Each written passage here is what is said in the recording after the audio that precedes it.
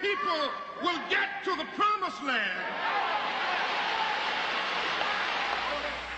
Every hill and mountain shall be made low, the rough places will be made plain, and the crooked places will be made straight, and the glory of the Lord shall be revealed, and all flesh shall see it together.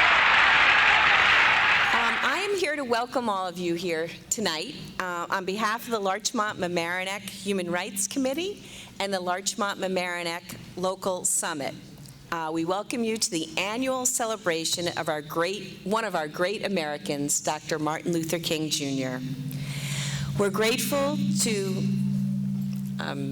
thank Principal Seth Weitzman to be in the Hommocks Middle School, our great new auditorium, for this program, and everyone's very excited about the program tonight. We have a wonderful honoree, John Gitlitz, a tribute to two women, Judy Silberstein and Paula Eisenberg, for their wonderful contribution to our community. And we have a very, very special guest speaker, Dr. James Forbes. We also have student presentations from our community schools. As the new supervisor of the town of Mamaroneck, I'm proud to be part of this evening, and I really want to thank all of you who worked so hard to put it together. So welcome. All right. Good evening, everyone. Welcome to the 25th annual program in honor of Dr. Martin Luther King, Jr., sponsored by the Mamaroneck-Larchmont Human Rights Committee and the Larchmont-Mamaroneck Summit.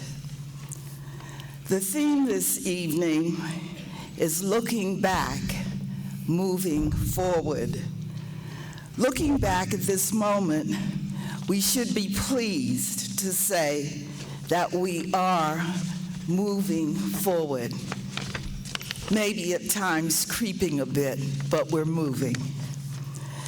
In the recent past, an African-American president has been elected. A Latina Supreme Court justice was approved by the United States Senate. There is an African-American attorney general and several other people of color appointed or elected to federal or state government positions. The Federal Voting Rights Act and the Civil Rights Act became laws of the land.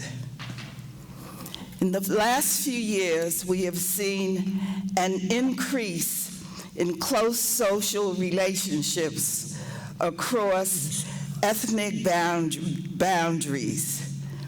Greater financial opportunities, prestigious positions, and titles have now been attained by individuals who previously were not considered part of the mainstream. Dr. King would certainly have approved of these inclusions. But wait. Moving forward, it is about 50 years since Dr. King proclaimed his dream for America and his expectations for humankind. Moving forward, the question is, why is it taking so long? To see our children walk hand in hand together, to see our children equally educated, to see that all our children are secure, healthy, and well-fed, to eliminate poverty and unjust incarcerations. Moving forward, let us challenge ourselves once again to move forward with increased enthusiasm as we pay tribute this evening to Dr. Martin Luther King, Jr.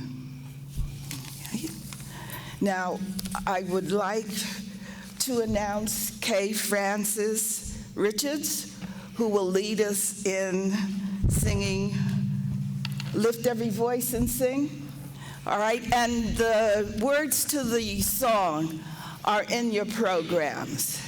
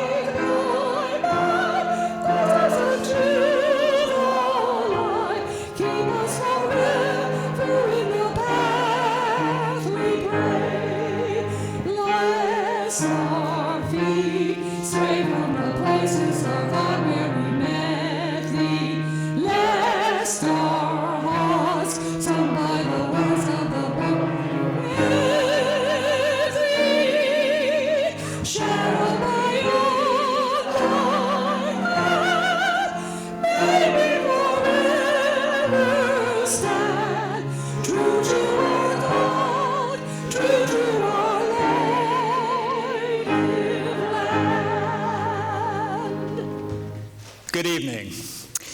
It is a bit daunting to be in the position of introducing your former professor of preaching in a public setting. You cannot help but recall all the points of constructive criticism which he presented to you previously, and how in these moments, he just might be observing your very own speech and elocution. In my days at Union Theological Seminary in New York City, I was delighted to be able to study and learn a great deal from Dr. James Alexander Forbes, Jr., to behold and to witness his gifts and to listen. In national and international religious circles, Dr. Forbes is known as the preacher's preacher. This pastor, educator, administrator, community activist, and interfaith leader was twice designated as one of America's greatest black preachers by Ebony magazine. Newsweek magazine has recognized him as one of the, quote, most effective preachers in the English-speaking world. Dr. Forbes is a long-standing leader in the movement for justice and equality. In the 1960s, as a student at Howard University, and later as a pastor in the South, Dr. Forbes was a part of the sit-ins at segregated lunch counters. He worked in the footsteps of Dr. Martin Luther King Jr. to establish civil rights and voting rights in the South. In 1991, just weeks after the fall of apartheid in South Africa, James Forbes led Nelson Mandela into the sanctuary at Riverside Church amid cries of jubilation for freedom. Days after September 11th, 2001, Dr. Forbes was at midfield in the center of Yankee Stadium in that historic service, leading our nation in prayer and healing. After 18 years as the senior pastor of the Riverside Church in New York City, he retired to found and to lead the Healing of the Nations Foundation, with continuing commitment to reconciliation, to healing, and to justice. His is a voice of healing and hope. I am honored and delighted to introduce him to you here on the occasion of the Martin Luther King program. Reverend Dr. James Alexander Forbes, Jr.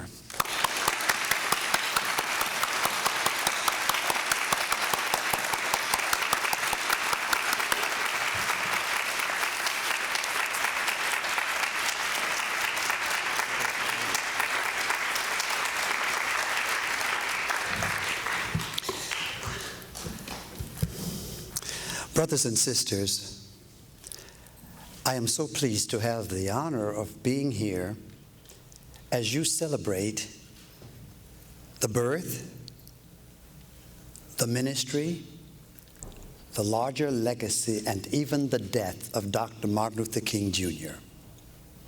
May I express my gratitude to Reverend Bill Crawford to say that introduction was just fine. You did, there was nothing wrong with it at all. A little brief, of course, but you know. But I think you remembered that we said, listen, if the guy has anything to say, don't use up all of his time in the introduction. So you're really right on point. I want you to know, Mamaroneck, that actually one of the persons who works in your office was one of my administrators at the Riverside Church, and we actually live in the same neighborhood. So I'm grateful to see the one who supervises my colleague from the Riverside Church. Now, I want you to know that tonight is the first in 7 presentations that I will be giving during this Martin Luther King celebration season. I will be speaking in Brooklyn, and then in North Carolina, Durham, North Carolina, and in Washington, D.C. I'll do a couple of speeches in New York. And so this is the first of 7. So I'm going to ask you, by the quality of your response to what I say, to help get me ready for what I'll be saying over and over during the next week or so. Now, what I liked about your theme is that it invites us to look back so as to remember those days of the civil rights movement under the leadership of Dr. Martin Luther King, Jr. and countless other clergy and lay people, Christians, Jews, Muslims, Hindu, and Buddhists. But you do not want us to stay in a fixation mode in the past, but you want us to talk about, therefore, what do we do moving forward? I have chosen to speak to you tonight from the theme of vision for healing the spirit of our nation. A vision for healing the spirit of our nation.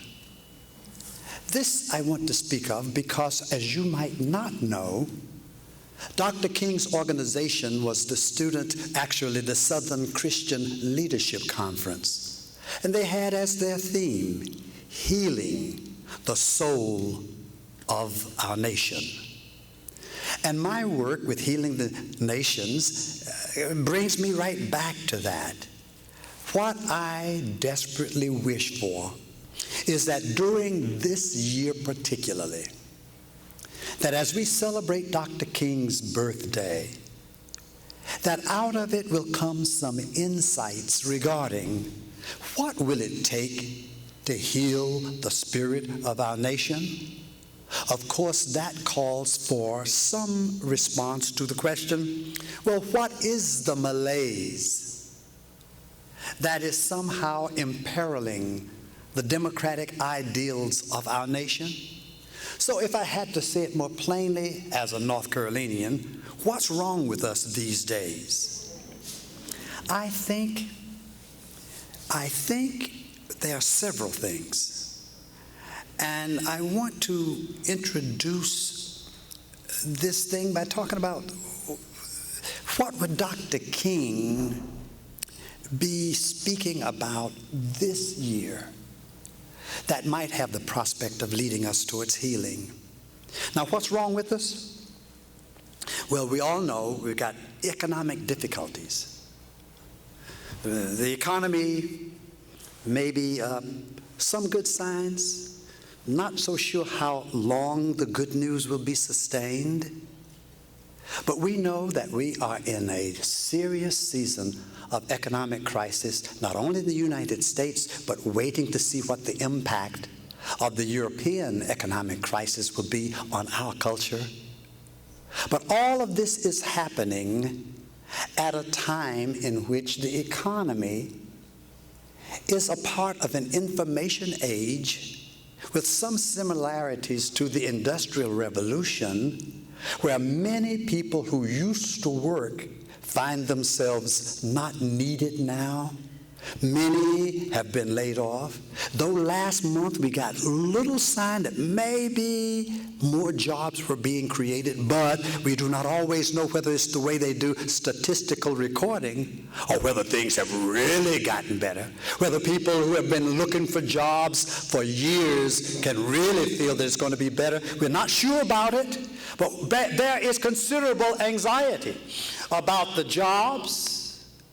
There's anxiety about the housing market. If you can't afford to keep it, can you afford to sell it? Not at these prices. So a whole lot of folks are locked in there. There is something in our culture these days that is, I think the word they use, extraordinary incivility, and that may even just be a nice way of speaking about it. There's so much wrangling amongst us on account of religion. Sometimes my Islamic brothers and sisters are speaking about now being somehow selected as the new bad kid on the block, and the racial profiling is now linked with religious profiling. There are swastikas being placed here and there, firebombs here. I mean, let me tell you, there is also unclarity about the way the parties are playing the game. It's always a game in election season. Some people think that there's something more shrill than usual about the competitiveness within the political realm. In other words, my brothers and sisters, this is a time of extraordinary disquietude. I like that word. Our spirit is agitated. We are on edge. This is a time of considerable dismay. I mean, some folks who are of fragile emotional temperament are engaging in violent efforts to act out the disquietude and dismay inside of themselves. So here we are, as happens every year around about the King holiday. As a preacher going around talking, I have to engage in a process of trying to discern what would the word be for this time, given these circumstances. And I usually do it first from a more secular perspective because, as you know, the King holiday is a public holiday. It is not a particularly religious holiday, so that if you are a religious leader, you're supposed to at least ease into the religious aspect of it, since this is interfaith, it's pluralistic in nature. So first of all, I try to start out making my case from a more secular perspective. This year, as I get ready to make these 7 speeches at these King holidays, I think of myself pretty much as Dr. Harold Hill of The Music Man. My friends, either you're closing your eyes to a situation you don't wish to acknowledge, or you're not aware of the caliber of disaster indicated by the presence of a pool table in our town. Yes, we've got trouble. Yes, we've got trouble with a capital T, and that rhymes with P, and that stands for pool. Well, I hope I've made the case. We've got trouble. Do you agree? These are troublesome times through which we are passing in the year 2012. So that's the secular approach to it. A more theological approach is to remember that from the theological studies we had at the seminary, there was in Tillich's work in the first systematic theology, there was this section called the principle of correlation. That people who have great traditions, whether it's the tradition of the Constitution of the United States or the tradition of the economic letter by the Roman Catholic tradition, or whether it is the Quran, or whether it is the Holy Bible, usually what you have to do when you have difficulty in your troubled situation, you're supposed to look to the founding documents, either of your country or of your faith or even of your social or nationalistic background. So in that regard, Dr. Tillich used to talk about the principle of correlation.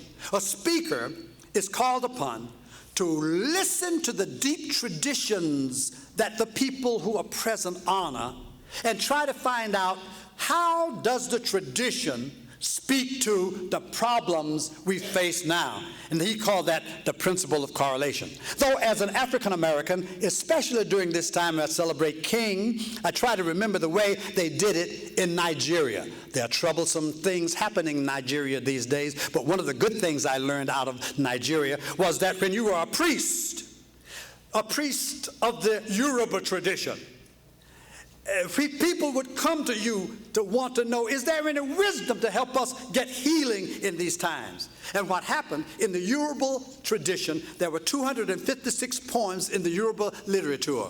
And to be a priest, you had to learn all of the 256 poems. When the client came, what would happen is that the client would not tell the priest what the problem was. The client would just say, I have a problem.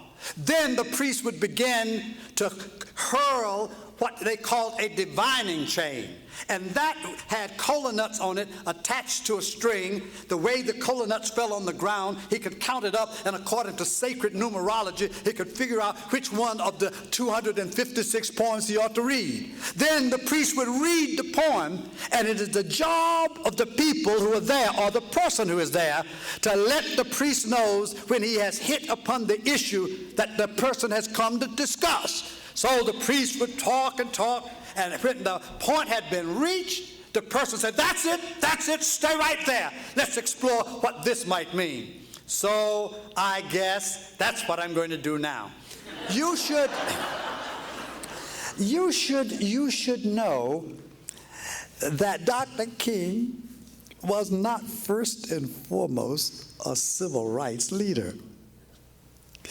Young people, he was a preacher.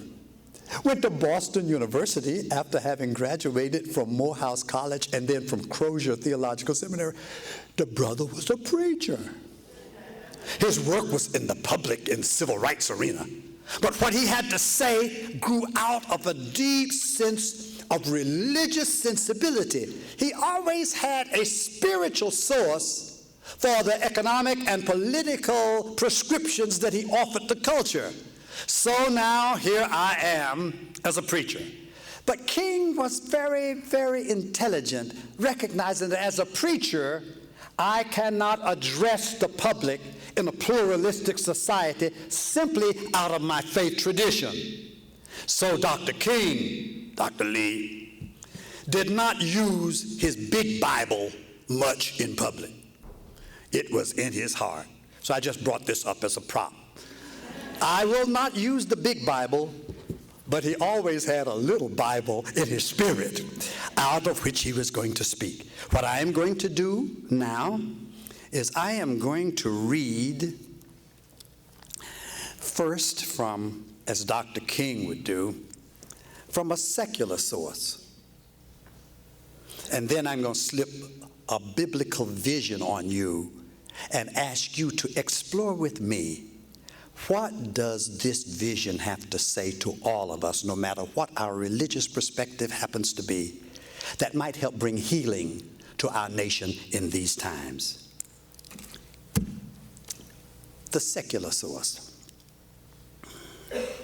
A book I've just picked up called All Labor Has Dignity, The King Legacy. Michael K. Honey, Martin Luther King Jr. I'm going to read just the page opposite the publisher's copyright, because you young people see in the back of the program that I have a dream.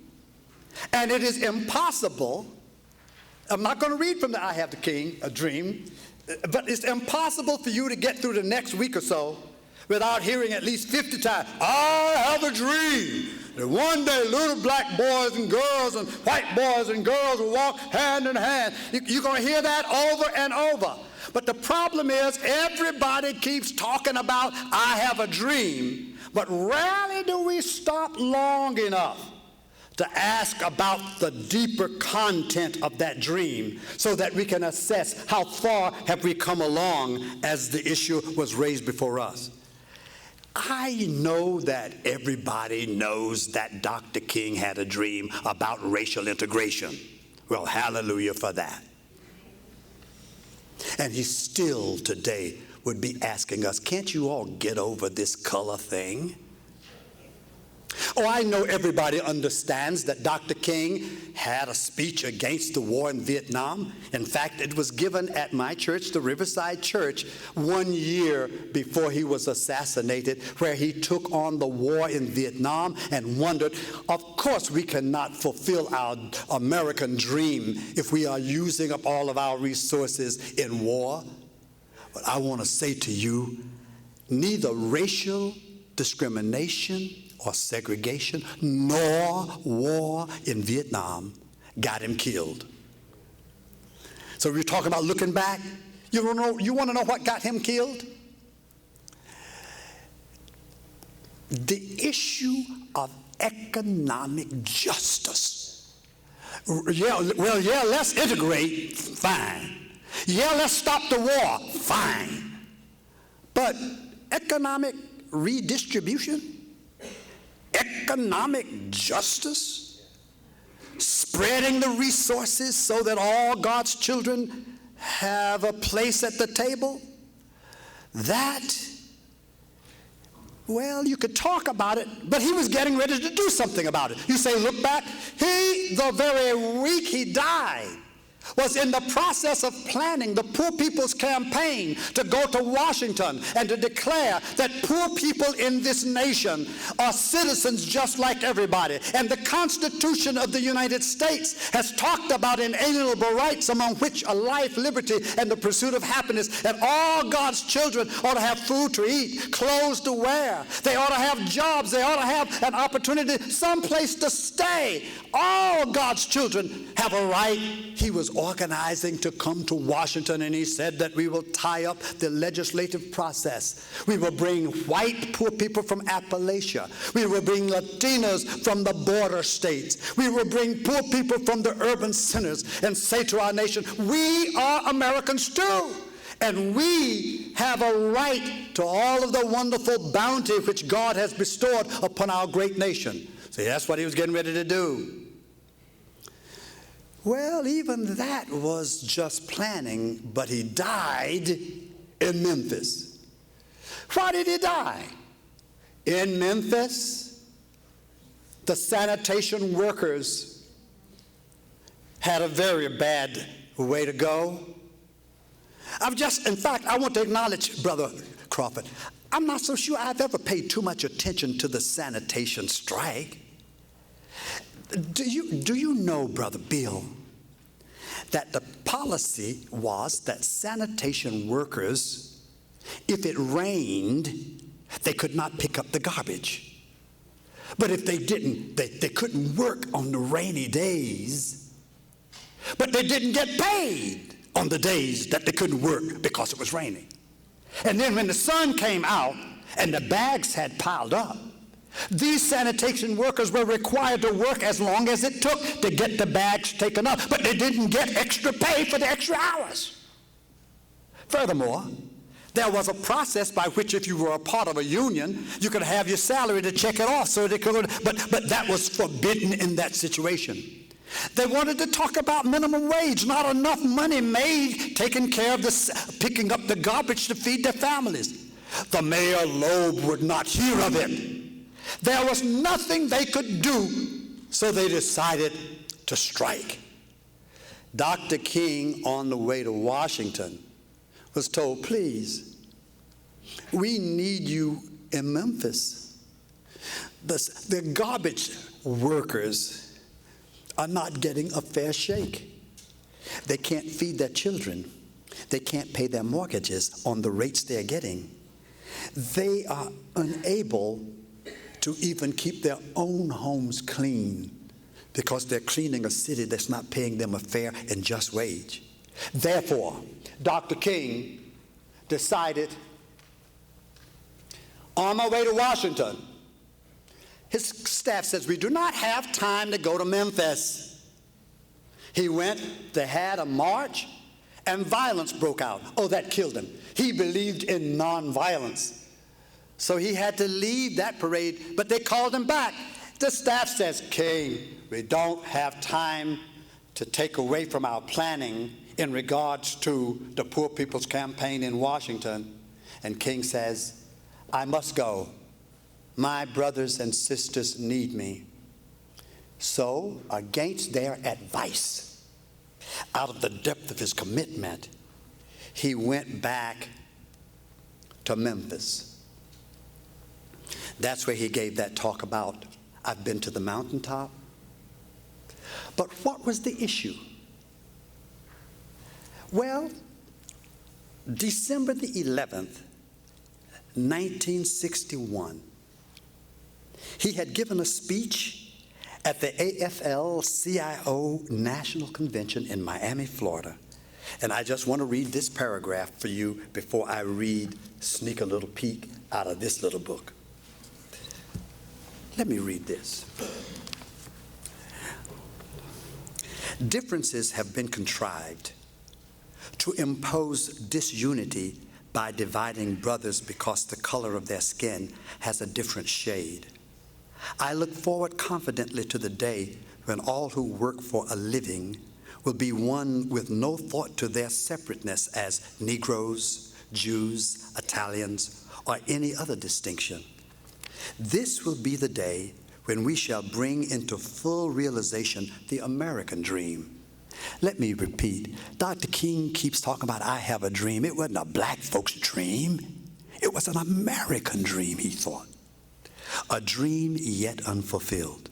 A dream of equality, of opportunity, of privilege and property widely distributed. A dream of a land where men will not take necessities from the many to give luxuries to the few. A dream of a land where men will not argue that the color of a man's skin determines the content of his character. A dream of a nation where all our gifts and resources are held, not for ourselves alone, but as instruments of service for the rest of humanity. The dream of a country where every man will respect the dignity and worth of human personality. That is the dream. Oh, I'd like to enlist you now. Every time you hear the words on the radio, TV, I have a dream, Please make sure that they understand it's not just about black folks and white folks getting together. Every time you hear it, please make sure that folks know it's not just about a war in Vietnam or Afghanistan or Iraq or possibly Iran or North Korea. Please make sure that if it's a dream about king, it has to do with economic justice in general. And I'm going to mention one particular one before we go on with the beautiful evening celebration here. So not out of my big Bible, but out of my little Bible, I want to read a vision for you. Because I said I want to talk to you about a vision to heal the spirit of our nation. I'm going to read this story.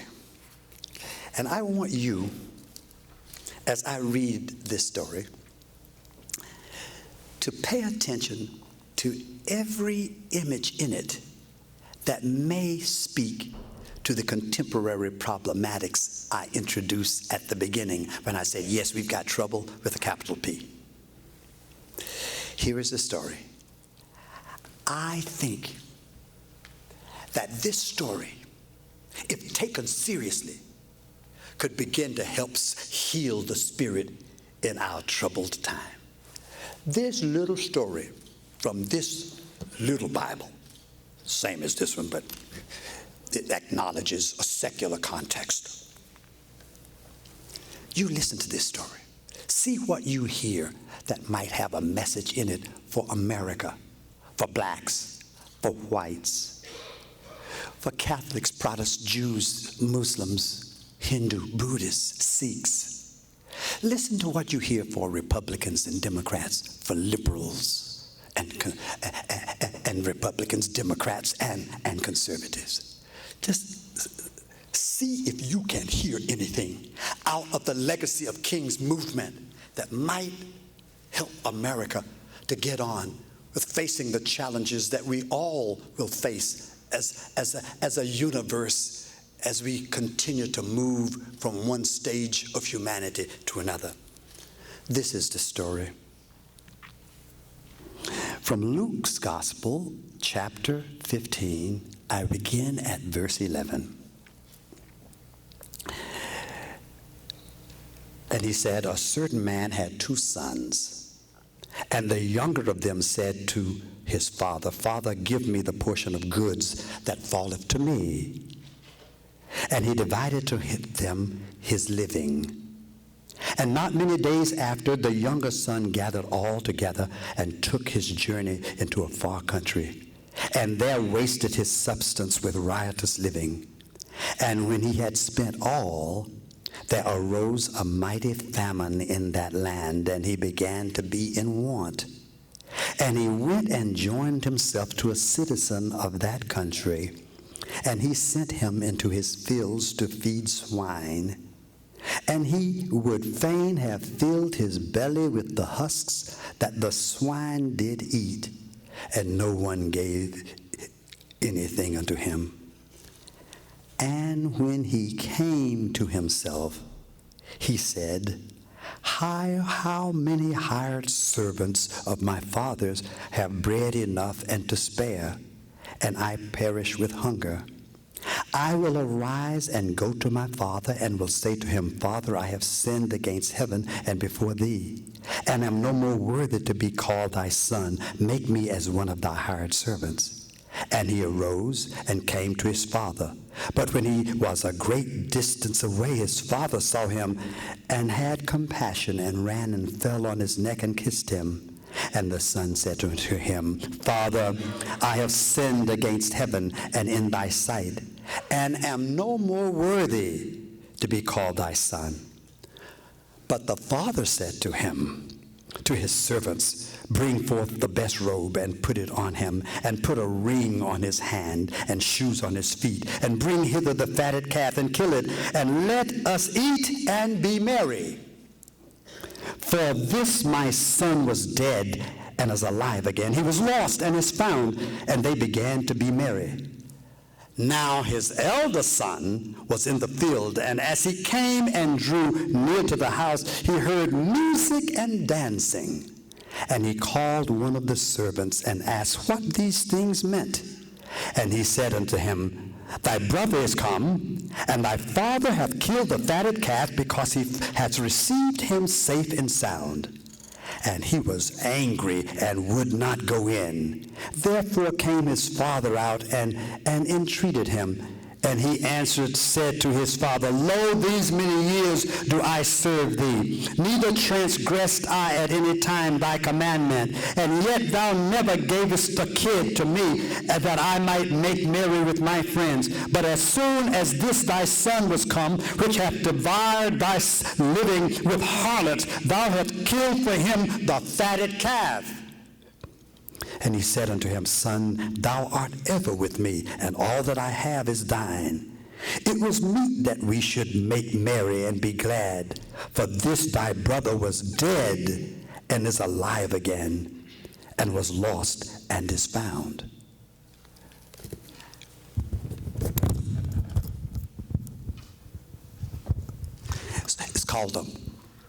It's called a parable. But the question, is there a correlation to the images in this text and the conditions we face in our nation today? Well, I hope you are making the connections. I hope you're whirling the divining chain and saying, oh yeah, that issue, that speaks to it. Let me mention them. And then, those of you who are waiting to sing and go, I got you for a minute anyway, right? First,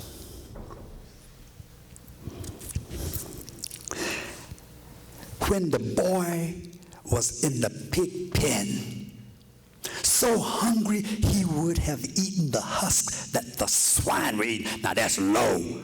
That's low for a Protestant, really low for a Jew.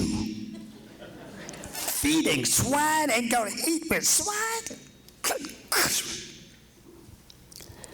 The text said, when he came to himself. Now like that, there was something so powerful that it helped him to come to himself. That is, to remember who he really was, to get in touch with what his desires were and what his revulsions were. Something helped him to see, I'm meant to be more than this.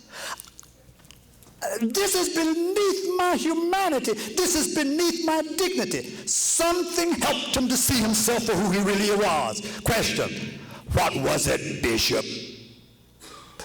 Oh, I'm glad you asked that question. It said,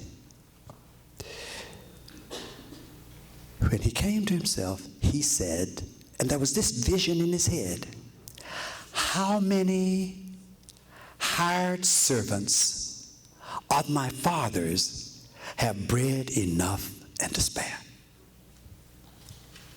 Town supervisor, this parable has snuck into us a vision of a society where there is a householder who has sufficient productivity that he can hire servants, but that the policies are characterized by caring for the ones who are the producers of the resources that bring him largesse.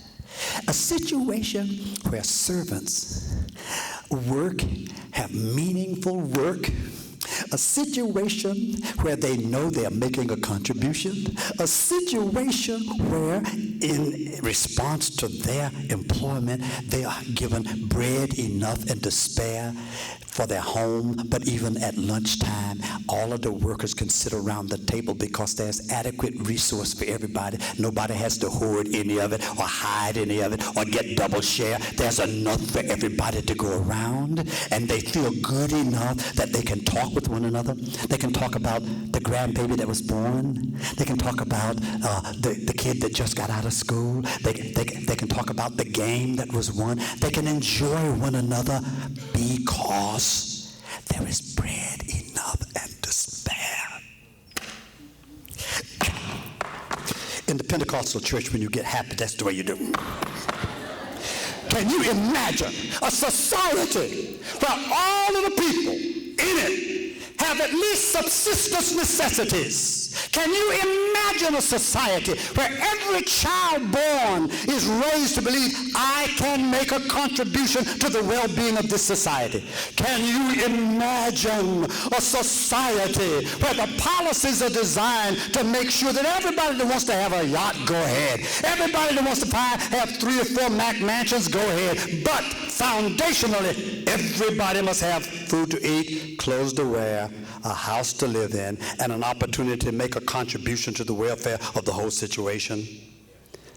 That's what came to the boy's mind. How many hired servants of my father's have bread enough and to spare? And it so moved him that he says, I'm going to get up from here. I'm going to my father, and I'm going to say, Father, make me, I'm no longer worthy to be called your son. Just make, and in the black church, by the way, people have to get involved. Just use these words after I get, make me a hired servant. Everybody say hired servant. But I think I need to add to that, with decent pay. Or the more appropriate way, a living wage. For us all. Now, the reason I chose this text, Rabbi, is the way preachers' minds work. Because the Occupy movement is talking about 1% and 99%. How could I miss that in Luke 15 it starts out where they talk about what man having 100 sheep would leave 99 in the wilderness and go searching for the one. Yeah, see, if y'all understand, that's how preachers do. I mean, we get 99. That was 99. The man had 100 sheep, but he lost 1%. And then will he not leave the 99 and go searching for the one? I couldn't miss the connection to Occupy movement. You understand what I'm trying to say? 99, and he went and found the sheep, and they rejoiced about it. Oh, I'm ready to close now, because obviously this is just warming up for 7 talks. I don't have to give it all here. I got 7 more to give. Let me say this, and I think I'm excited. My wife knows I have not been sleeping lately as well. How can I miss what this is saying? It is saying that this year, the King's celebration has got to be about jobs. Don't celebrate no King stuff. Excuse my double negatives. Do not engage in celebration of King if you are not prepared to talk about what are we going to do about jobs so that there will be hired servants with bread enough and to spare. Don't play this game of, oh, I have a dream. Don't sing 99 verses of we shall overcome unless we are prepared to ask, what would it take to make America the place of the other dream that I read about? Not just black folks and white folks getting together. Because if black folks and white people get together, ain't nobody got no money, that ain't gonna be very happy anyway. Just don't even talk about peace in the Middle East, peace in Iran. No. We need peace. But guess what? If there is not economic justice and the growing gap between the haves and the have, rich people ought to be wise enough to understand that there comes a point beyond toleration.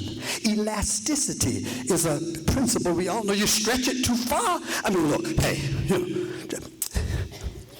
what about just having half the money? Just half of it, but leave another half for somebody else. You know what I'm trying to say? I mean, it doesn't make sense. If I were a billionaire, I can dream, can't I? If I wonder, as a billionaire, would I not ask myself, what level of poverty is tolerable enough for me to think that I could continue to enjoy the blessings which God has given me? There may be a billionaire in here. Sir, ma'am, is there a point at which you would think it would be to your best interest to help promote a society where all of us have bread enough and to spare? Oh, you don't think that's possible? Oh, of course it's not possible, except by some miracle. But here's where the story ends. I'm ending now.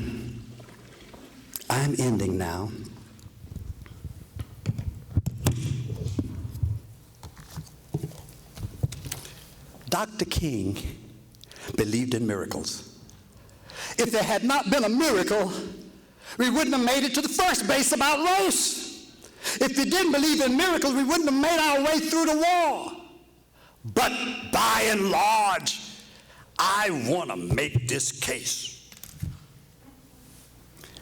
If Americans ever allowed themselves to remember their founding documents about all created equal in the sight of God, and amongst which are liberty, life, and the pursuit of happiness, these inalienable rights, to be talking about I have a dream is to believe in the miracle of justice being viable. If justice is not viable, then we have to close down the American experiment.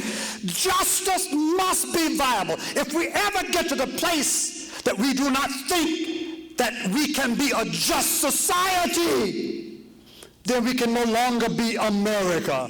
We can no longer be the leaders of the free world.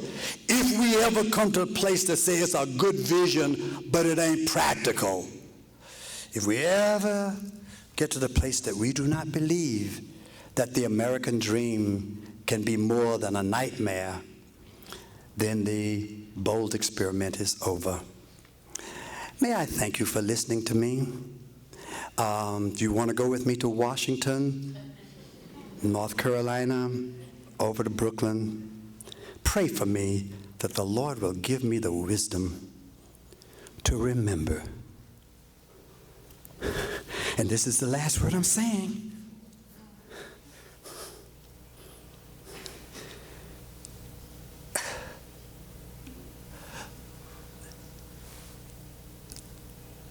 The Bible begins by saying, in the beginning, God created. Then it says we are made in the image and likeness of God. Every human being made in the image of God, in order to be fully human, must have meaningful employment of one's gifts, such that that meaningful employment brings adequacy of their well-being and also enables them to be helpful to others. No human being can afford to be without a job of some sort or a sense that they do matter. And therefore, my closing words to you, I think Dr. King would say that unemployment is an unacceptable arrangement in the sight of God, and that God will not rest until we all are hired servants of the Most High God with bread enough and to spare. And I want to know, when we get through with this King Week, what y'all gonna do about it?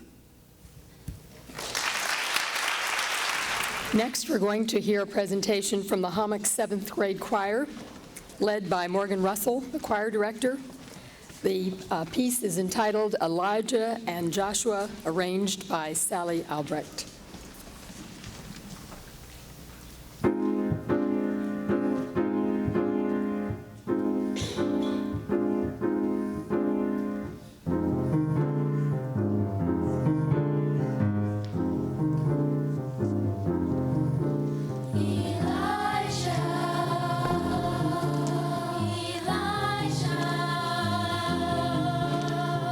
Joshua and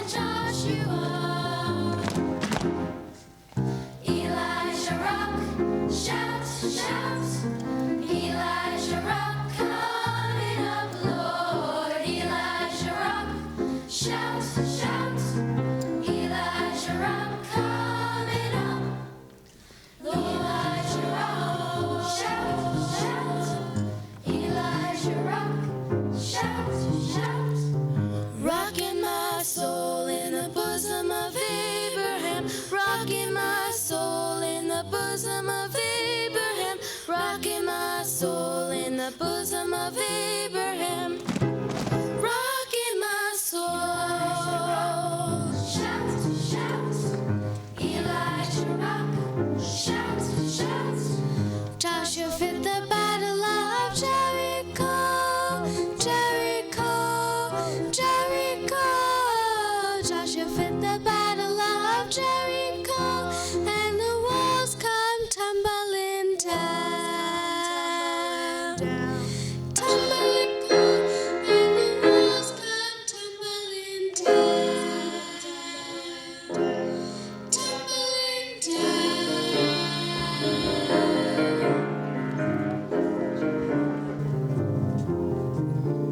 Then the lamb ran, sheep horns began to blow, and the trumpets began to sound. Then Joshua commanded the people to shout, and the walls come tumbling down, tumbling down, tumbling down.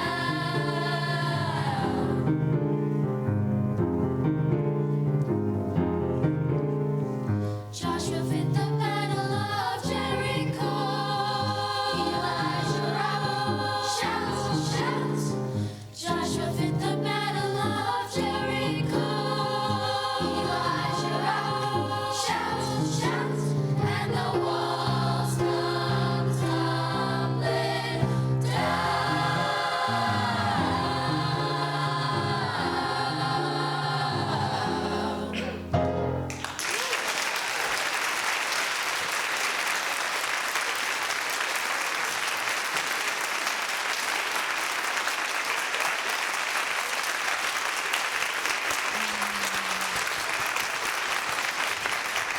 That was a wonderful presentation. We're next going to hear from Rhineck, the group called We Are in Tune, led by Nora Hansen, the teacher coordinator, Patrick Ardinger, the musical director.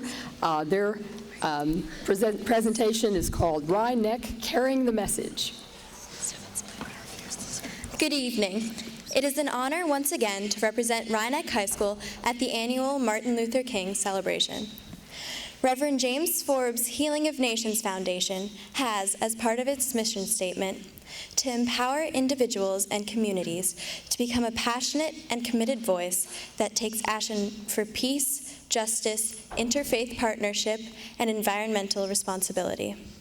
Through learning, achievement, and leadership, the Rhineck School community embraces those ideals and carries that message in all of our efforts. We hope you will enjoy We Are in Tune's presentation of John Lennon's In My Life, accompanied by a slide presentation of Rhineck students carrying the message.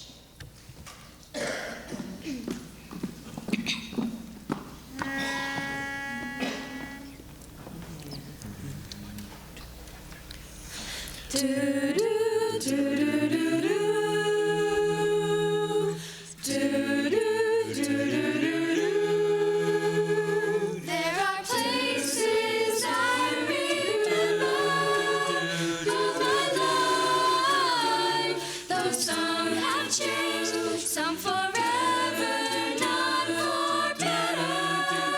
Some have gone, and some remain. All these places have their moments. With lovers and friends, I still can recall. Some are dead and some are living. In my life, I love them all. Do-do, do-do-do-do. Do-do, do-do-do-do. But of all these friends and lovers, there is no one compares with you. And these memories lose their meaning when I think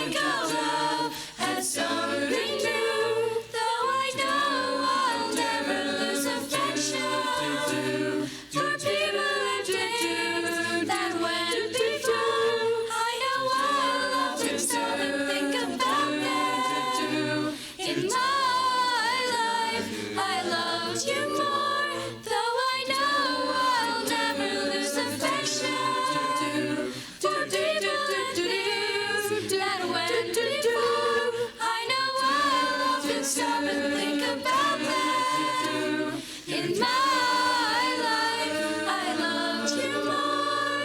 In my life, I loved you more. Do do do do do do do do.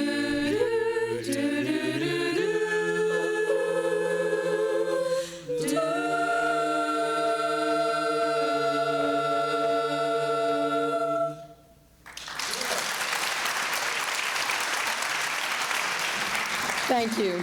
We are in tune. Before we give out our awards, I want to pay a special tribute to our former town supervisor, Valerie O'Keefe. This evening would not have taken place were it not for the leadership she provided. She was committed to preserving this event for the community and reached out to the local summit to add its support to the Human Rights Planning Committee. She organized and chaired all the meetings, keeping us focused on the goals of the evening and its importance to the citizens of Larchmont, Mamaroneck, and Rhinebeck. So thank you, Valerie. We are here tonight due to your tireless efforts and concern.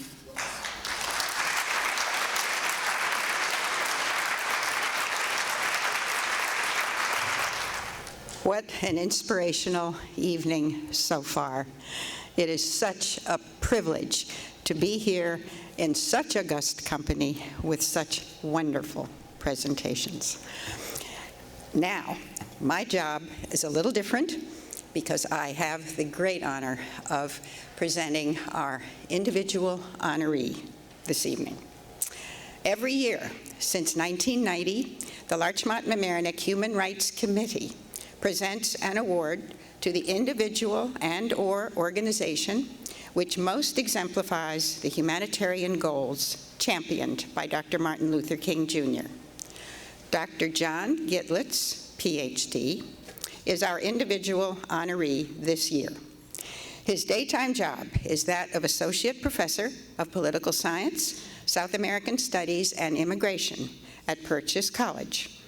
What a great background for what comes next.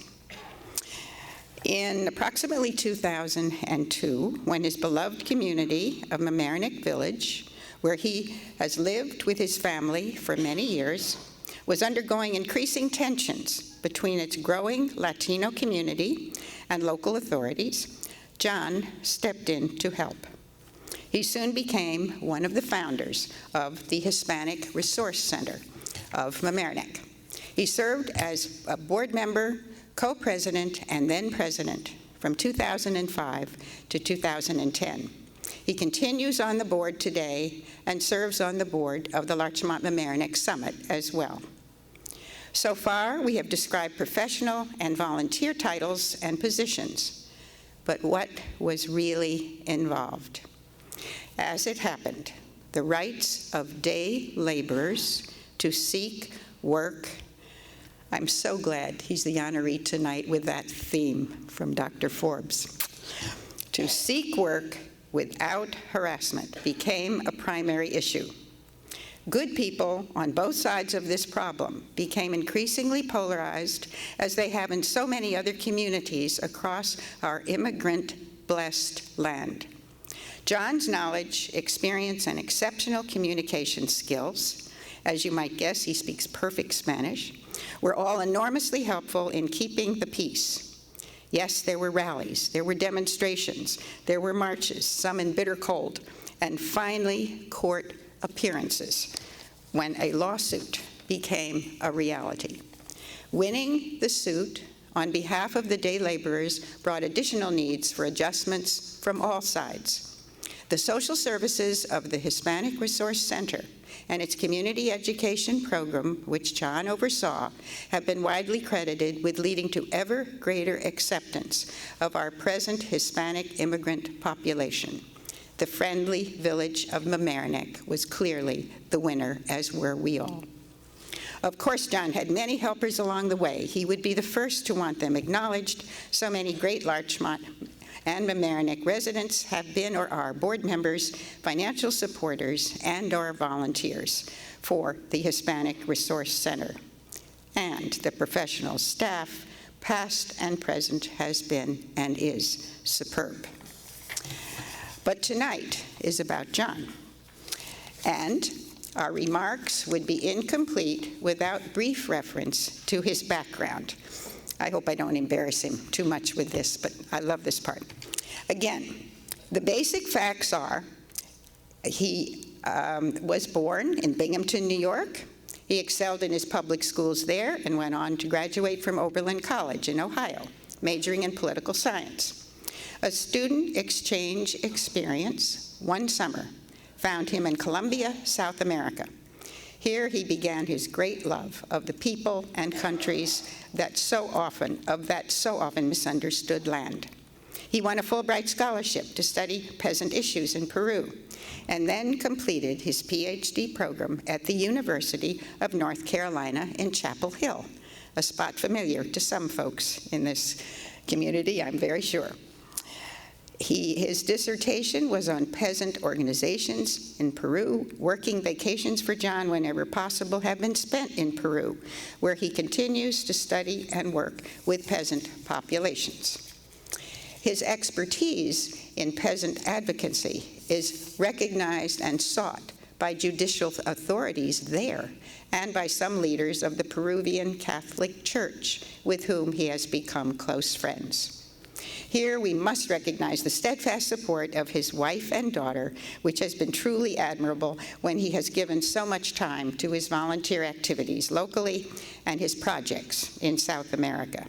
Thank you, Patricia and Victoria. But I reserve last for his yet unmentioned family background. John's parents were Jewish immigrants arriving in the U.S. in 1890. The unjust laws and practices in the immigration arena were very anti-Semitic at that time, as they had been anti for many groups throughout our immigrant history. John's father, a gifted poet, was warned not to seek a position in academia. Jews were not welcome there. But he did become a lawyer. And this is the best part. He founded an interracial association in socially exclusive Binghamton, New York, working on fair housing and other issues. The Gitlis family welcomed many visitors. Some were overnight guests. They included Jackie Robinson, Adam Clayton Powell, and Langston Hughes. How proud they can be. John regrets he was too young to remember much about these special guests, but clearly this extraordinary family history had its impact. We in the Larchmont, Mamaroneck area, and certain peasant groups in South America, and many hundreds of students at Purchase College are the beneficiaries. And John will give lectures on immigration and on the great need for better laws to any group that asks, free of charge. That's a special thing. I do believe Dr. Martin Luther King Jr. would approve of our choice of Dr. John Gitlitz to receive this year's Martin Luther King Humanitarian Award. Congratulations, John, and please come.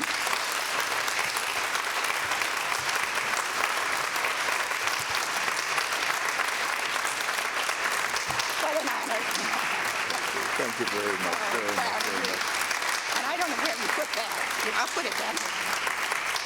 You just have to get it. All right. You just go ahead. Deep breath. The deep breath, yes. Mary Lee, thank you very much. I'm always embarrassed by introductions like that. I keep looking and trying to see myself in them, and it's just not, I don't think of myself those ways, but I appreciate it very much, and I appreciate this award. I also want to warn you, you should never invite an academic to follow a preacher. We just don't have the same skills. I'm sorry. Sometimes people ask me why I love working with immigrants. There are a lot of reasons. One of them is my grandfather. My grandfather came from Eastern Europe at the end of the 1890s. And when I'm down on the corner gossiping with the workers, very often I feel like I'm listening to him, because their stories are almost all the same. They're stories of people who came here out of desperation, who loved their homes but felt they had no choice. They're stories of people with great hope in America. And they're stories of people suffering economic exploitation, working, not being paid, being exploited by people who need their labor but don't even see their faces. We have a long history. We have a history of love-hate relationship with immigrants in America. Benjamin Franklin worried that German was going to replace English as the national language. In the 1830s and 40s, know-nothing mobs tried to drive the Irish out. For 60 years, we wouldn't even let the Chinese come into this country. At the end of the 19th century, it was the turn of the Italians and the Jews. Congress spent 30 years before World War I trying to figure out how to keep them out of here. And they kept coming. By World War II, there were so many undocumented Italians in the United States, we even invented a word for it. Do you remember that word? Without papers, WAPs. And then we gave them an amnesty. It hasn't changed at all. Every one of those groups somehow fought, struggled, and learned to become part of this country. And very often they learned it first, initially, by organizing and demanding the right to be different. They wanted to be American, but they wanted to continue being Italian. They wanted to be American, but they wanted to continue being Irish. In the process, they learned about America, and they became Irish Americans and Italian Americans, and then just plain Americans. And we grew to be very proud of them. The same thing is going on today. I remember in the middle of the day labor lawsuit coming out for lunch one day, and one of the day laborers, one of the witnesses, one of the John Does, turned to the others and said with a little bit of awe in his voice, "We could never have done this in Guatemala."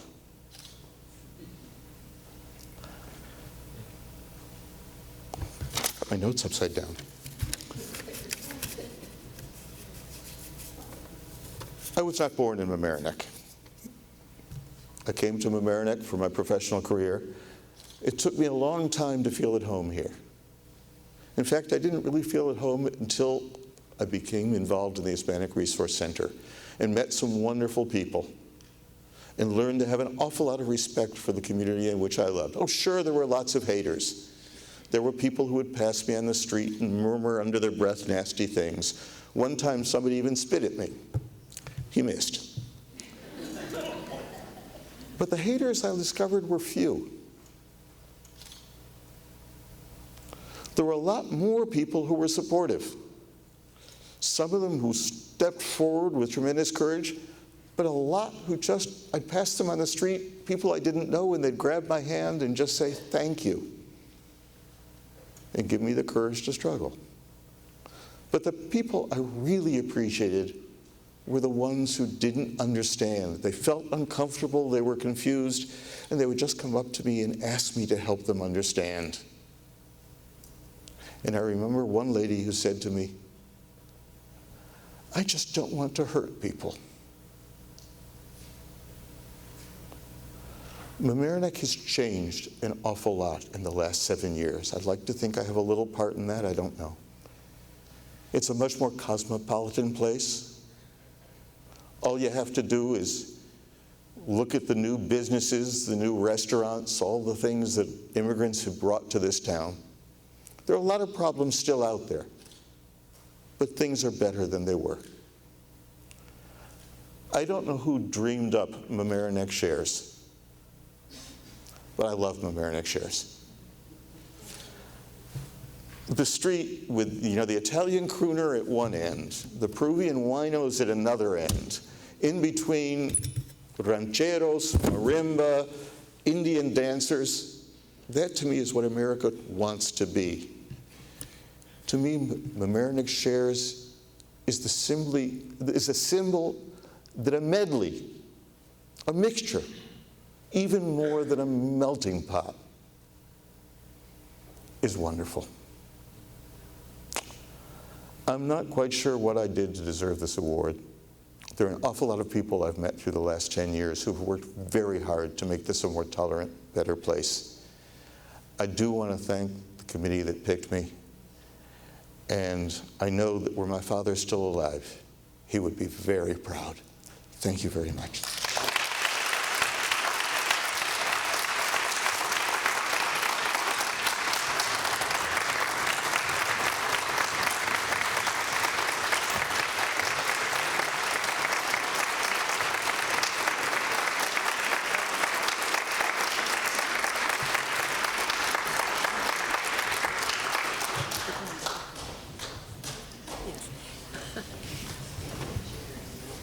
We would like the officials who are present with us tonight to please come to the stage to present the proclamations to the honorees. Thank you.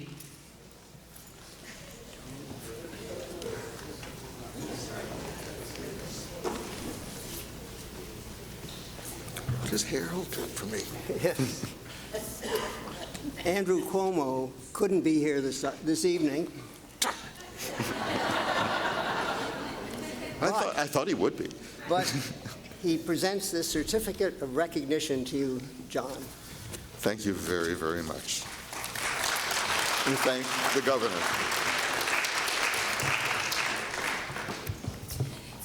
Hi, Susie. This was already here. To John, my good friend, who I think is one of the goodest people I know, and who gave voice to people who didn't have a voice, and can only look upon what has happened at the Hispanic Resource Center to be so grateful for the thousands of people that you have helped and will help in the future with the enormous variety of programs that are now offered there. And it's an amazing tribute to him. And I'm very proud to call him friend. Thank you very much.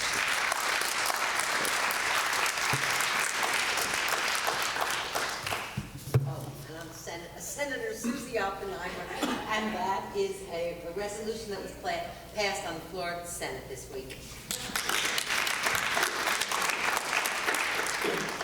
Hi, I'm Mark Raifman, and representing Congresswoman Nita Lowey. We're very proud and thankful to have you here in the community, and I'm very proud to give you this proclamation. Thank you for fighting and being such a tireless advocate for all members of the community. We appreciate it. I appreciate it. Are these all going to fit in my wall? You got a big mistake.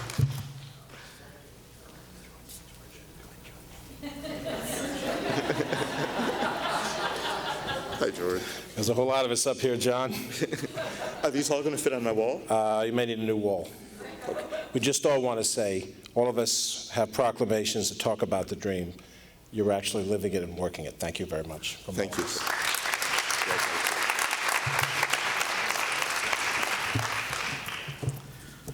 First, I'd like to say, Reverend Dr. Forbes, don't change a word, don't change a gesture. It was perfect. Amen. All right. Every year, the town of Mamaroneck, the village of Larchmont, and the village of Mamaroneck rotate. It's the village of Mamaroneck's turn on behalf of the three of us for the following proclamation, which is on behalf of all the municipalities. For John. Whereas John Gidlitz is an associate professor of political science at SUNY Purchase, whose students expand their horizons and perspective through John's expertise on immigration and human rights. And whereas John Gidlitz has brought his passion and volunteering for the establishment of those same principles to the benefit of the town of Mamaroneck, the villages of Mamaroneck and Larchmont, as one of the founders of the Hispanic Resource Center. And whereas John stood in the forefront as a moving force for the day laborer's right to solicit work in the guaranteed pursuit of life, liberty, and the pursuit of happiness. in the villages of Mamaroneck and surrounding areas. And whereas John Gitlitz continues his commitment to those principles of democracy as a member of the Hispanic Resource Center, where he was a board member and president from 2005 to 2010, as well as a current member of the Larchmont-Mamaroneck Local Summit. And whereas our communities have benefited from John's concern and dedication to the principle of his fellow man by helping those who did not have the wherewithal to help themselves. And whereas John's continued efforts, compassion, and resourcefulness illustrate the goals of Martin Luther King's I Have a Dream and his ability to bring hope and comfort to his fellow citizens. Now therefore be resolved that three communities, Nancy, Josh, and myself, hereby congratulate and thank John Gitlitz for being a positive force in the community for so many years and making Dr. King's dream a reality. We extend best wishes for continued success in his life's work of helping people of all race, creed, and color, and declare that January 11, 2012 will now and forever be known as John Gitlitz Day in the villages of Mamaroneck and Larchmont and the town of Mamaroneck. Well deserved. Congratulations, and Nancy, very much. It's wonderful. More? Oh my gosh. Our county legislator, Judy Myers, was unable to stay, so I'm going to present you this from her this evening. Thank you very much. Oh my gosh. Thank you very, very much. Oh, my gift. It's heavy.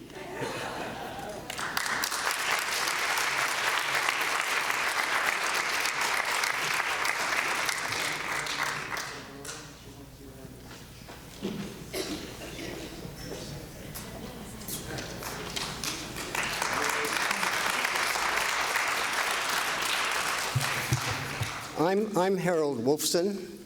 I'm a member of the local summit and the Human Rights Committee. And I, too, have some honorees to discuss. And as in the case of John, our honorees were involved in community building, education, and bringing about awareness of everyone's great common humanity. So the local summit and the Human Rights Committee unanimously voted to give a special tribute to the all-nonprofit,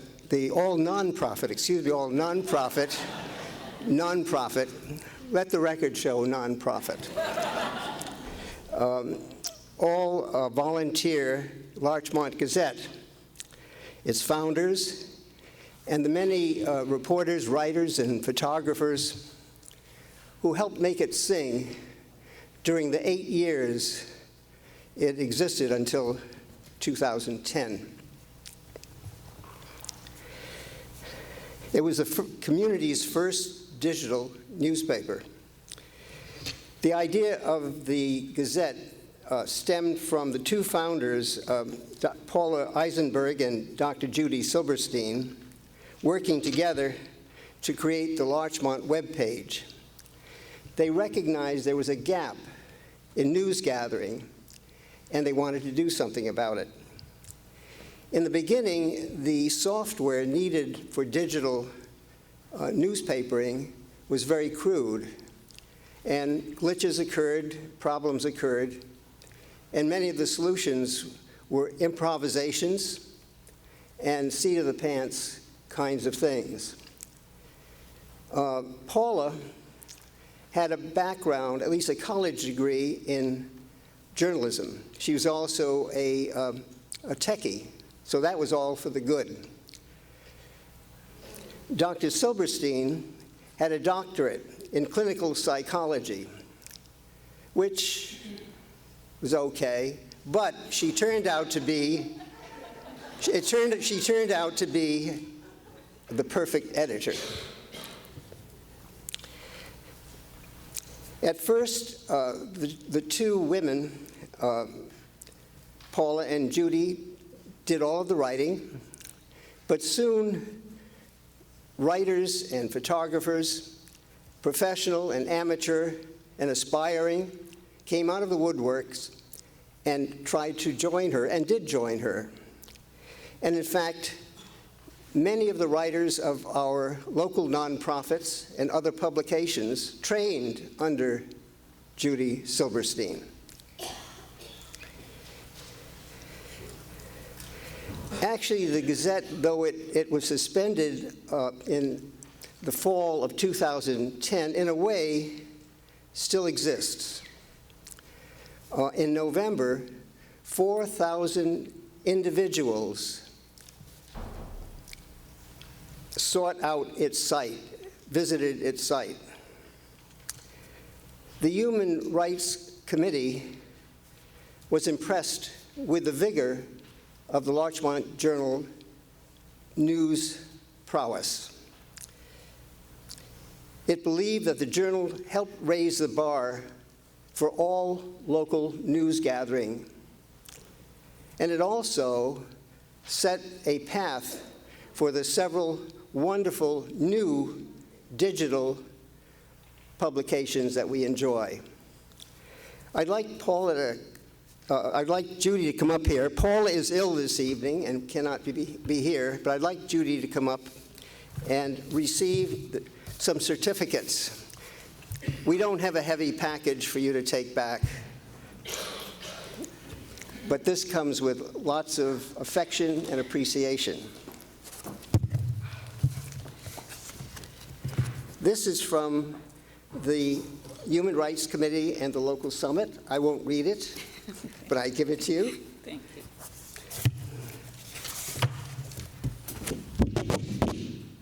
Governor Cuomo also sends his appreciation.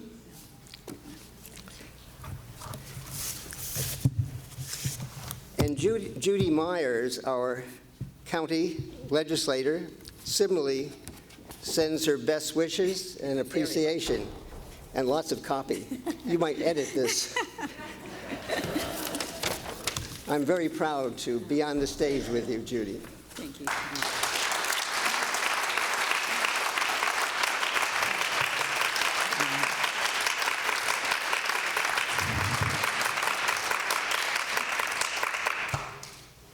Thank you. Harold is way too modest, as usual, because he was one of the inspirers of the Gazette way back in the early days when the summit was worried about the level of local, we didn't call it hyperlocal in those days, just local news.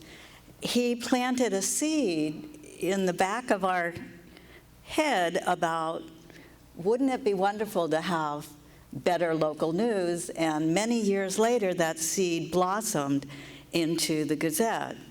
And without that nurturing, I'm not sure we would have ever had the idea to begin with. So among the people that participated in the Gazette was Harold. And in the audience, I see many, many other people who were part of the group that made up the Gazette. Paula and I started as the editors, but we were soon joined by photographers, writers, contributors of all kinds, letter writers, commentators, and perhaps the most important, editors-in-chief. All of you, I suspect, at one time sent us a comment or called us up and said, you know, you're not doing enough sports. Couldn't we have some more sports? Or I've got a hot tip about something going on down in the manor. Or couldn't you cover something over here in the village of Mamaroneck? All of you were contributors, and the stage is not big enough for all of the writers and photographers that we do have. I do want to acknowledge a few, including Paula Eisenberg, who was the co-founder, who's out with bronchitis. My husband, Ned Benton, who was the historical editor, but also one of our co-founders and inside techies when late at night nothing was working and the Gazette wasn't going to get up in time. And also Melanie Gray out here, who was our final school reporter extraordinaire. There were so many people with so many skills that they perhaps didn't even know they had until they started working with the Gazette, that we could fill the entire stage. But the most important thing about the Gazette, the reason we were able to keep the Gazette going for as many years and as the standard at which the Gazette was produced, was because of all of you editors-in-chief keeping our stories clean. We knew if we had a typo, if we had a factual error, if maybe the bias wasn't quite right, if maybe the story needed to be added to, if we didn't know the historical context. The story would go out on Thursday, and on Friday we'd hear from all of you. Maybe needs a little change. That number's not quite right. And by Friday afternoon, we were able to change it and get it done, and get it done right. That doesn't happen without a whole bunch of editors like our readers.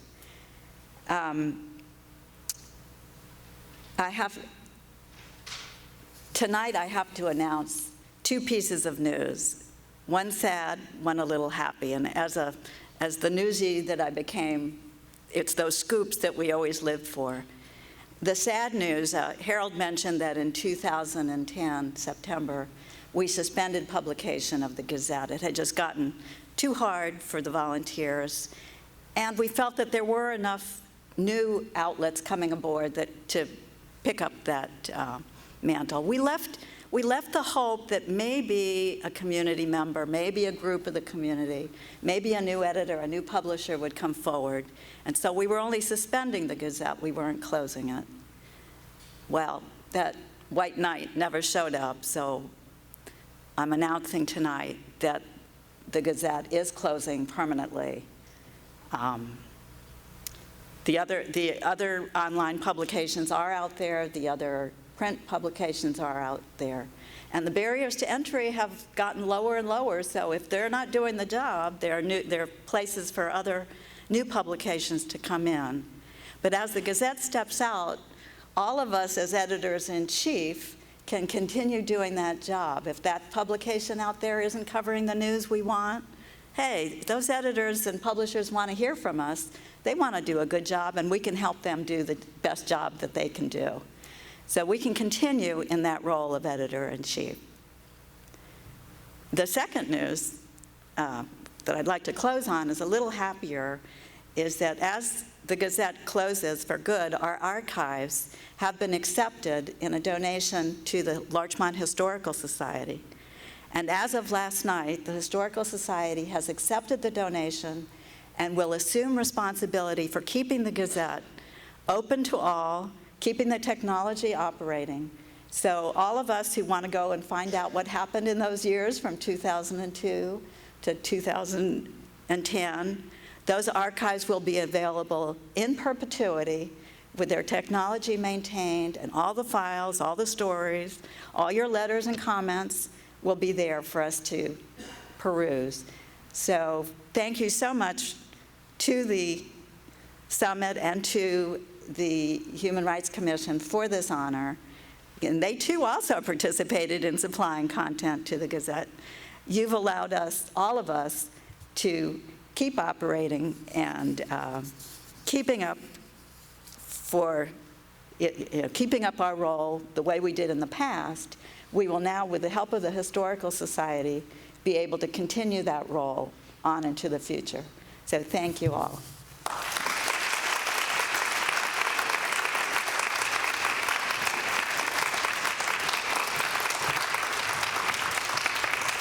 Congratulations again to all the honorees.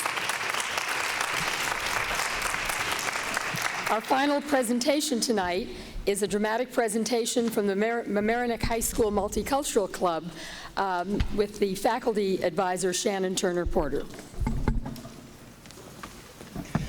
Again, Mrs. Russ said in the beginning, this is the 25th year. I think I've been with it almost since the beginning. These are, 25 years. These are members of the Multicultural Club. They also happen to be my students, and they are all seniors. So we have Dylan Rose on the end, Shaquille Jackson Lee in the middle, Samantha Reed here, and Sam Kupferberg, our musician in the back. So tonight we thought we'd do a look back, all right? And we're going to read excerpts from the letter from the Birmingham jail by Dr. King. And Sam will play Amazing Grace in the background. So Martin Luther King Jr., April the 16th, 1963.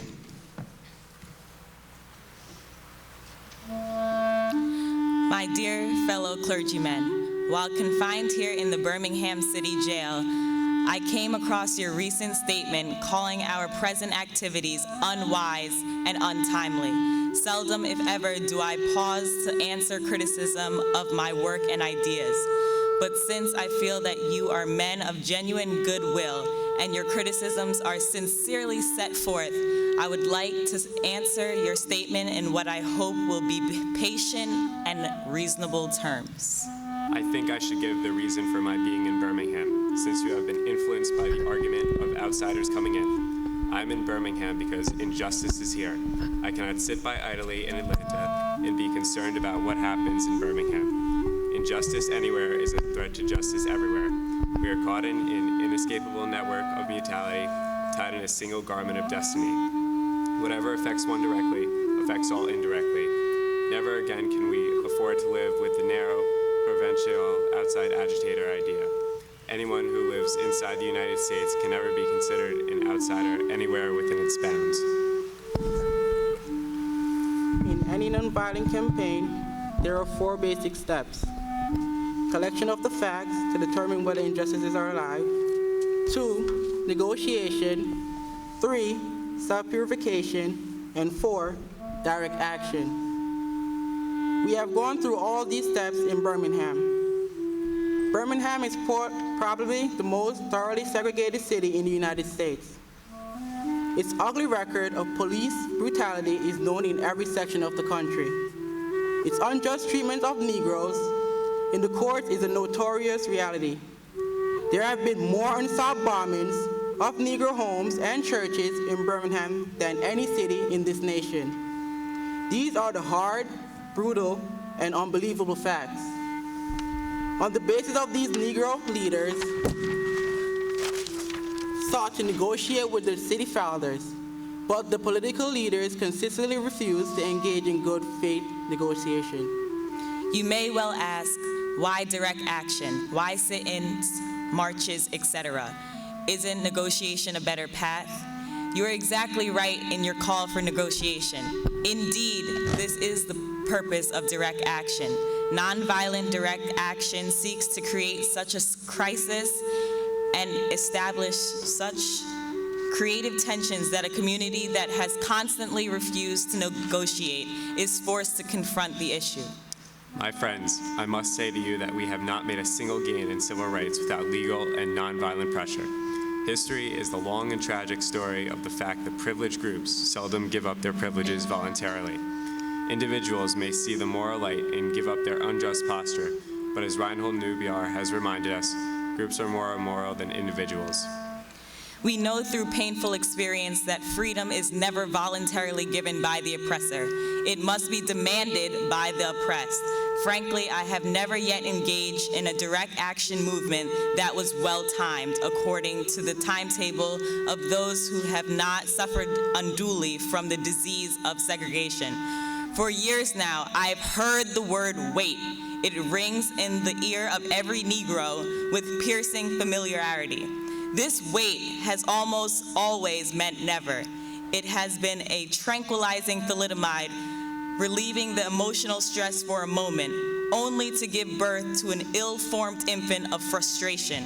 We must come to see with the distinguished jurist of yesterday that justice too long delayed is justice denied. We have waited for more than 340 years for our constitutional and God-given rights. I guess it is easy for those who have never felt the stinging darts of segregation to say, wait. But when you have seen vicious mobs lynch your mothers and fathers at will and drown your sisters and brothers at whim, when you have seen hate-filled policemen kick brutalize, curse, and even kill your black brothers and sisters with impunity.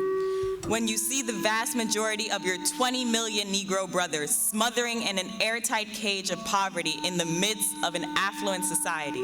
When you suddenly find your tongue twisted and your speech stammering as you seek to explain to your 6-year-old daughter why she can't go to the public amusement park that has just been advertised on television, and see the tears welling up in her little eyes when she is told that Funtown is closed to the colored children, and see the depressing clouds of inferiority begin to form in her little mental sky, and see her begin to distort her little personality by unconsciously developing a bitterness towards white people.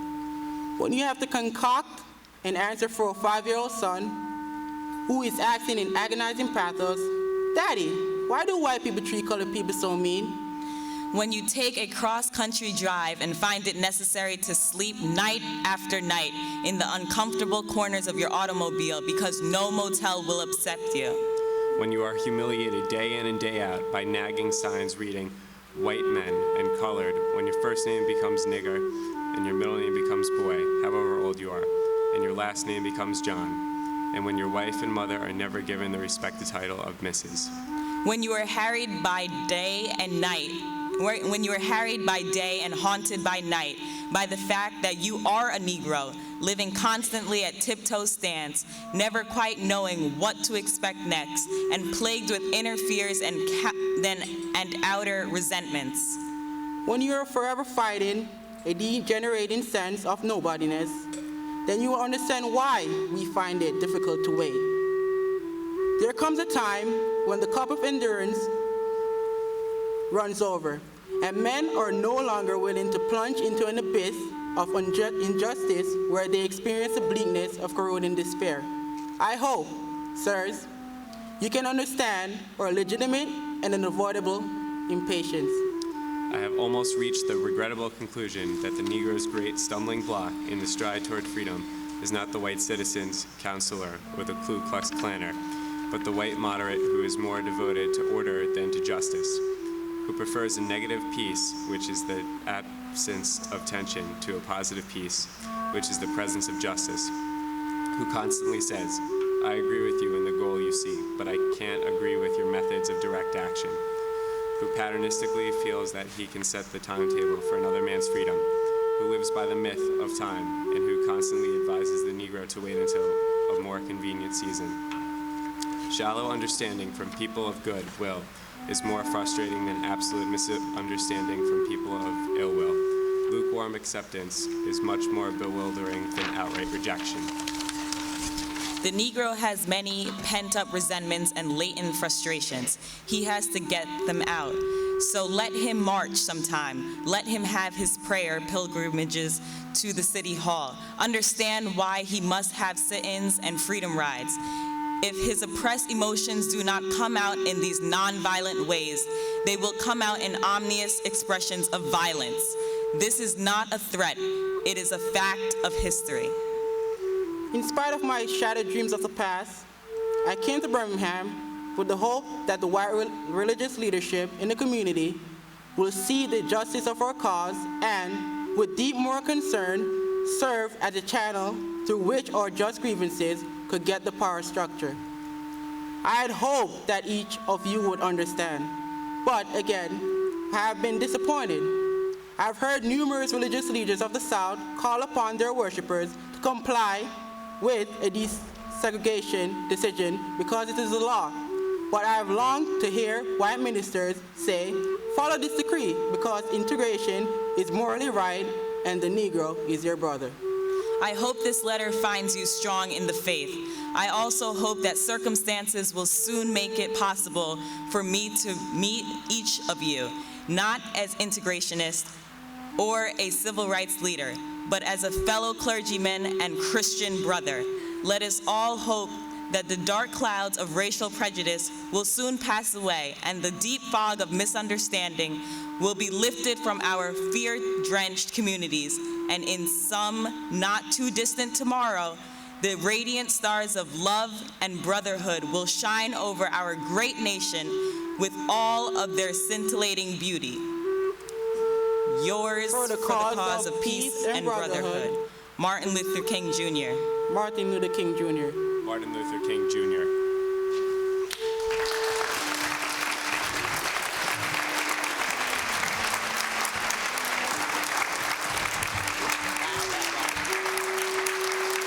In closing, I want to thank all these wonderful student presentations. I want to thank, again, Dr. Forbes for his stirring address, and of course, congratulate once again the awardees. I also want to thank Seth Weitzman, principal of the Hommocks Middle School, for graciously allowing us to use this auditorium, as well as his office earlier in the evening. Pedro Johnson for managing all the technical details tonight, as well as Tom Jordan and Eric Lewis for their help in this. Sabrina Fiddleman for producing tonight's printed program, Harold Wolfson for the publicity, and all the members of the Planning Committee for the hours they committed to this event. Tonight, our theme is looking back, moving forward. However, Dr. King reminds us in his famous I Have a Dream speech that each and every one of us can work not at some future time, but each and every day to help fulfill his dream of inclusion, acceptance, fairness, equity, equality, and justice by taking action, in his words, with the fierce urgency of now. Thank you all for coming. But before we leave, please rise and join with Kay Francis Richards at the piano singing We Shall Overcome. Let's sing the first two verses standing and the remaining verses as we leave the auditorium. Thank you.